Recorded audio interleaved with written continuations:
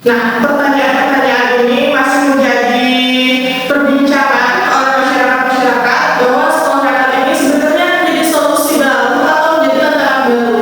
Sebelumnya, kita sapa terlebih dahulu di generasi muda kita.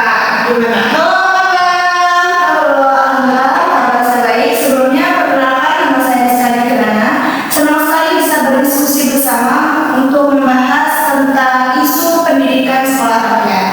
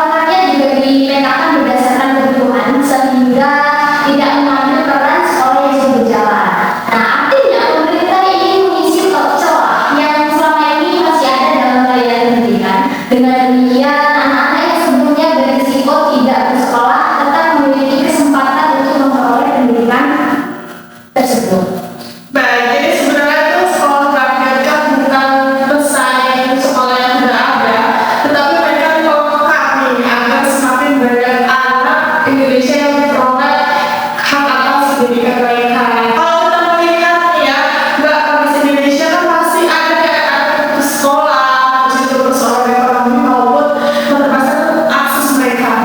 Dan situasi seperti itu kan kehadiran program ini memang diharapkan menjadi salah satu solusi ya Pak ya, karena namun tentu saja setiap kebijakan baru pasti memiliki tantangan di dalam pelaksanaannya. Misalnya persiapan guru, fasilitas pendidikan, terus itu ada kualitas pembelajarannya, terus juga beberapa program dalam jangka panjang ya Pak ya.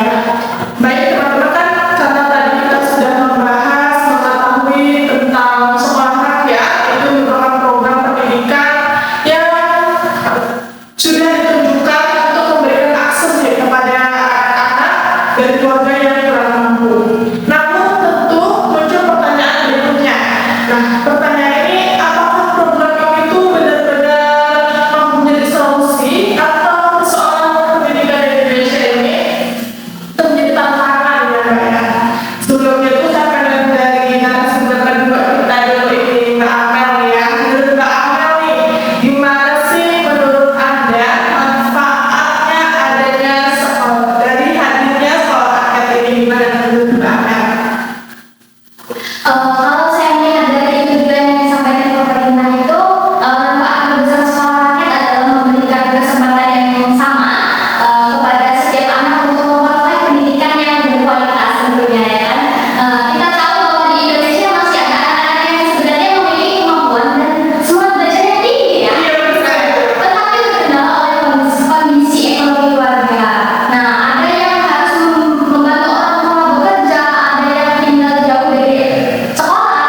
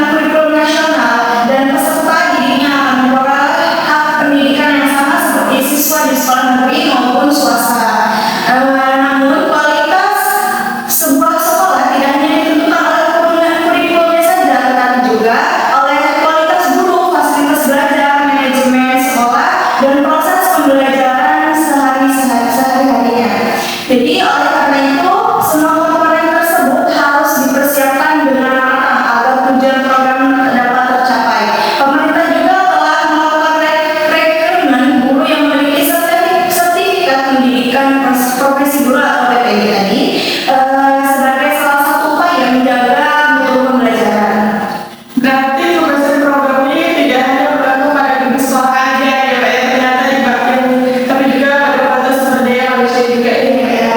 Ya, betul sekali. Apabila apalagi peserta didik sekolah mereka berasal dari latar belakang yang beragam kan. Ada yang pernah putus sekolah, ada yang hidup dalam kondisi ekonomi yang sulit, bahkan mungkin ada yang mengalami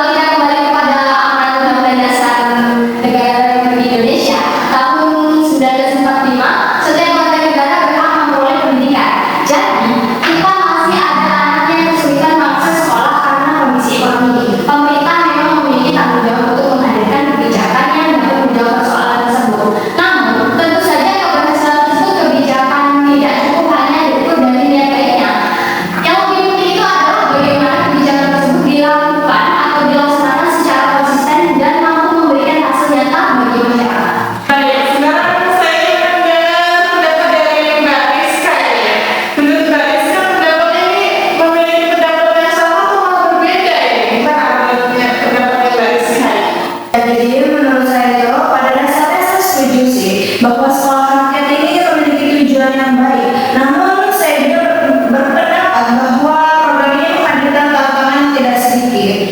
Sebagai contoh, pemerintah harus memastikan bahwa kualitas pendidikan di sekolah rakyat benar-benar setara dengan sekolah lainnya. Kalau nantinya masyarakat menganggap sekolah rakyat sebagai sekolah kelas 2, tentu tujuan pemerataan pendidikan tidak akan tercapai. Oleh karena itu, pemerintah perlu menjaga kualitas guru, proses pembelajaran, sarana dan prasarana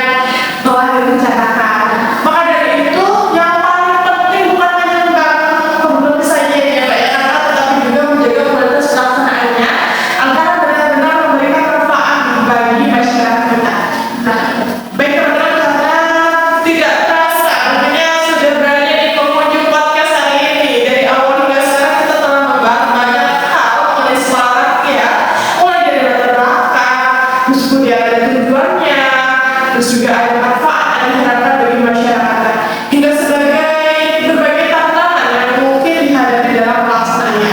Nah, sebelum kita tutup podcast hari ini, mungkin saya ingin minta harapan dari masing-masing narasumber kita nih. Nah, menurut Mbak Rizka dan menurut Mbak Rizka, apa harapan terhadap program sekolah makan ke depannya ya, gimana gitu Mbak Rizka? Terima kasih. Jadi harapan saya sekolah ini benar-benar mampu menjadi jembatan bagi anak-anak Indonesia yang selama ini memiliki keterbatasan dalam memperoleh pendidikan. Kita semua sepakat bahwa pendidikan ini merupakan hak setiap warga negara. Oleh karena itu, setiap anak tanpa memandang latar belakang ekonomi keluarganya harus memiliki kesempatan yang sama untuk belajar, berkembang dan meraih cita-citanya. Namun, saya juga berharap pemerintah terus melakukan evaluasi terhadap pelaksanaan program ini. Evaluasi ini sangat penting agar setiap kendala yang muncul dapat segera diperbaiki. Selain itu, kualitas guru harus terus ditingkatkan melalui pelatihan dan pendampingan. Fasilitas juga harus dipelihara dengan baik sehingga peserta didik ini dapat benar-benar memperoleh lingkungan belajar yang sangat nyaman dan berkualitas. Saya harap lulusan sekolah mereka ini nantinya mampu bersaing dengan lulusan sekolah lainnya, baik ketika melanjutkan pendidikan ke perguruan tinggi maupun ketika memasuki dunia kerja. Kalau itu bisa terwujud, maka tujuan utama program ini untuk meningkatkan kualitas sumber daya manusia Indonesia tentu akan semakin mudah tercapai. Terima kasih pendapatnya Mbak Rizka. Mungkin saya rasa ada sampaian yang sangat penting banget ya Mbak Rizka, karena kualitas pendidikan kita memang menjadi harus prioritas utama ya Mbak ya. Nah, selanjutnya nih saya mau tanya kepada narasumber kedua kita ya Mbak Amel. Apa sih harapan Anda terhadap masyarakat